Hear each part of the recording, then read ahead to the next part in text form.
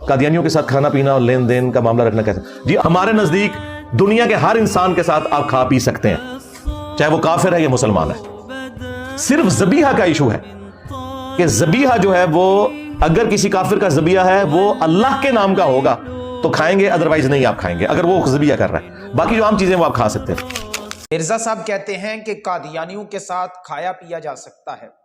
حضور نبی رحمت صلی اللہ علیہ وسلم نے ارشاد فرمایا، میرے بعد ایک ایسی قوم آئے گی جو میرے صحابہ کو گالیاں دے گی، ان کے ساتھ تمہیں تنبیہ کرتا ہوں، ان کا جنازہ نہیں پڑھنا، ان کی عیادت نہیں کرنی، ان کے ساتھ کھانا پینا نہیں ہے، ان کے ساتھ معاملات نہیں کرنے، یعنی سختی کے ساتھ اللہ کے رسول نے تنبیہ کی۔